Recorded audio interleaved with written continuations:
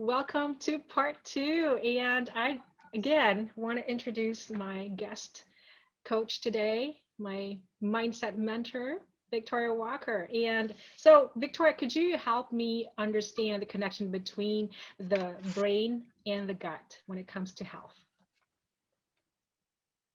Absolutely. And first of all, Bernadette, thank you so much for that wonderful introduction. I just was kind of Yeah. feeling giddy over here. So that was so sweet and kind of you to say those things. It is a pleasure for me to be here. I'm very grateful to be here. And all of you listening, you are in good hands with Bernadette. Just for a second to endorse her work and her coaching business. She is an amazing, intuitive lady who will give her best for you. So it's just delightful to be here. Thank you so much. I love the question also that you ask because neuroplasticity is something that's kind of just hitting the scene, or at least it's coming out a little bit more nowadays. And by the way, here's Rico. I need to show him because he's right here scratching on my paper here.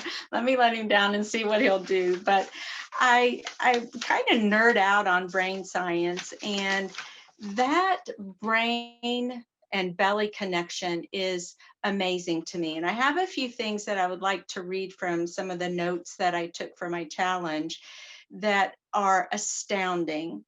And it's kind of like a did you know that neurotransmitters, and those are those chemical messengers, that they are actually produced in your gut.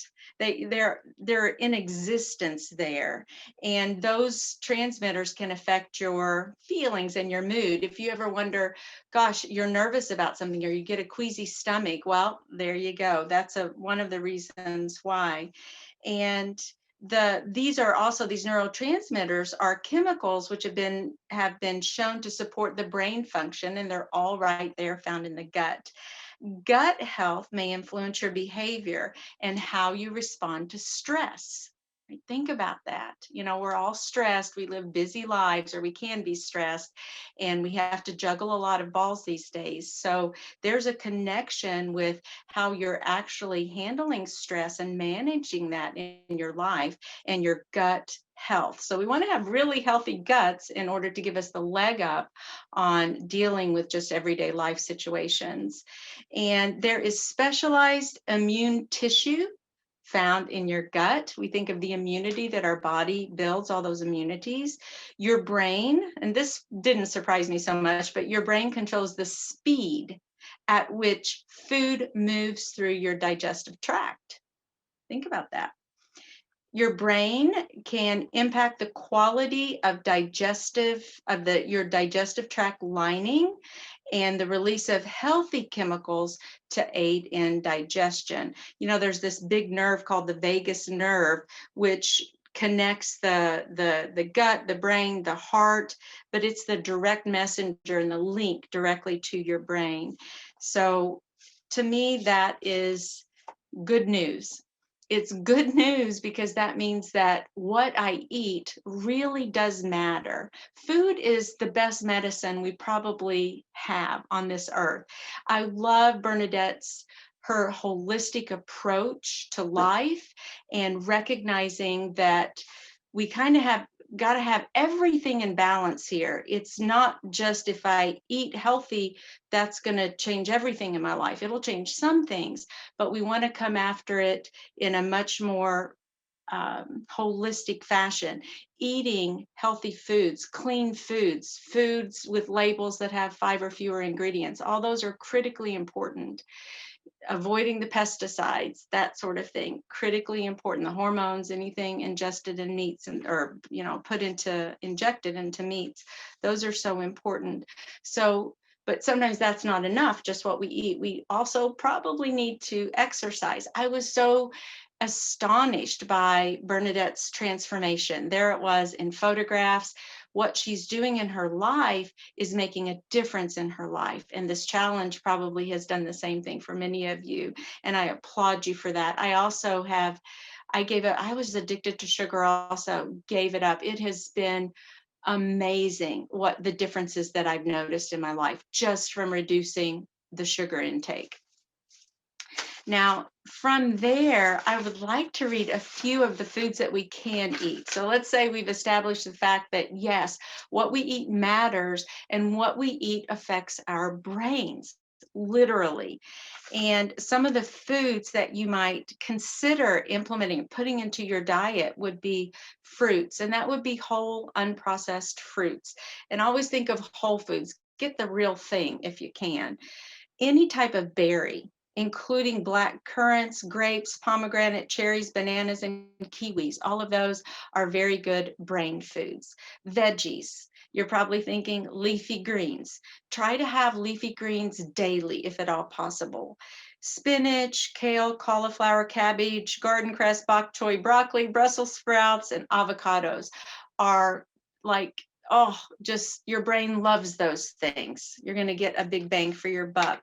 I always keep nuts around, organic, whole, unprocessed, not roasted, just plain nuts hanging around, like walnuts, almonds, hazelnuts, sunflower seeds, a lot of biotin in the sunflower seeds.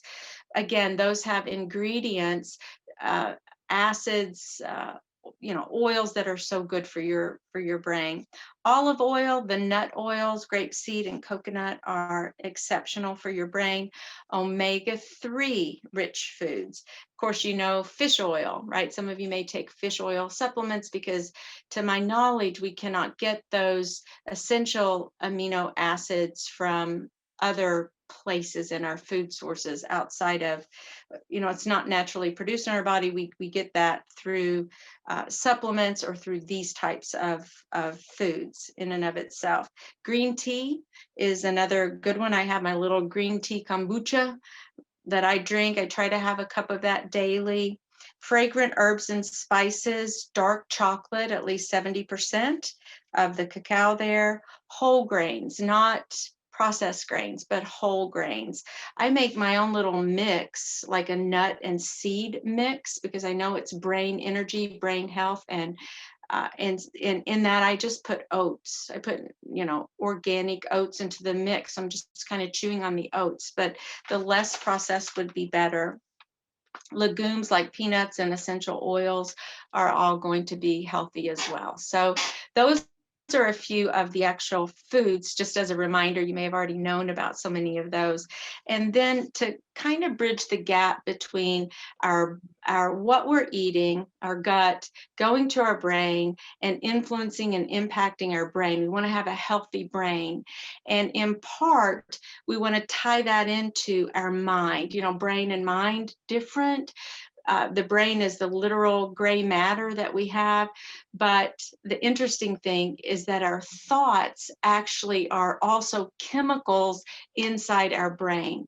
Our thoughts take up mental real estate. And Bernadette mentioned Caroline Leaf.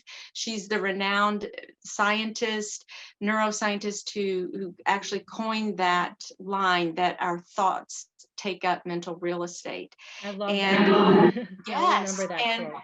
yes, and the good news about that is that our brains, as I mentioned a moment ago, are neuroplastic. They're moldable and shapeable.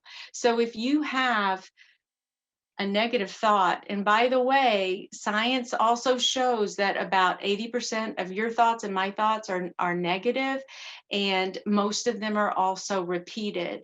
So the more you're repeating negative thoughts that kind of just may pop up out of nowhere, or maybe something triggers those and reminds you of something that was painful, or something, it could be something someone said to you, maybe you felt rejected. But if you're rehearsing and rehearsing and rehearsing those thoughts, you're actually impacting your brain. And your brain, you can think of those neurotransmitters, they're kind of getting these little grooves in your brain. And the more grooves, the more times you think that same thought and you repeat that thought or that scenario, the deeper those grooves go. But again, that's good news. I teach Spanish, and one of the best things that I tell my students, one of the keys is you've got to practice, practice, practice, practice. Learning another language does not come easily. It requires discipline and hard work. Matter of fact, I call taking toxic thoughts captive and a discipline, or the art of taking thoughts captive, the art of walking with a renewed mind. It's not something that will happen unless you partner in the process. And the good news is that it can happen. And what we do is we take that negative thought that we're having and we say, not going to do that anymore. We resist that. We reject that thought because it's really not true. It's not healthy. It's not helpful. And it may be something I could do nothing about. It could be shame or regret from from the past. And instead, we then replace it. For me as a Christian, I replace it with God's truth because I want to really make sure that I know who God says I am, who God says He is, and what God says about my circumstance.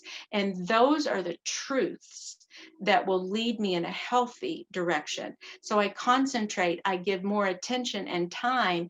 I repeat those thoughts that lead me in a on the pathway for overall health, emotional health, and wholeness. I don't want my emotions and feelings to control me. They used to. In fact, that's a part of my story and don't have time to go into that. But I used to be very emotionally driven, and just the littlest thing could upset the whole apple cart, and I'd be just done for. But not so much anymore. I've learned how to push back against those thoughts and emotions. And there's nothing wrong with thoughts and emotions and feelings. We are God's creatures, and certainly He was emotional and so forth, and created us in His image. So there's nothing wrong with feeling a certain way or thinking something or having a particular emotion. It's just when we get stuck there that it can be unhealthy, and I don't want to be stuck in those kinds of toxic emotions or persistent negative states of mind, mindsets, and so forth. I want to live beyond that. So taking our thoughts captive is one of those critical spiritual applications that we literally can do, which will bring us a healthier brain, a healthier disposition, a healthier mindset, and help us to continue walking in freedom, joy, peace. And that's kind of where I want to camp out. So that's Me my little too. nutshell. Yeah. Yeah. Yeah. Oh my gosh.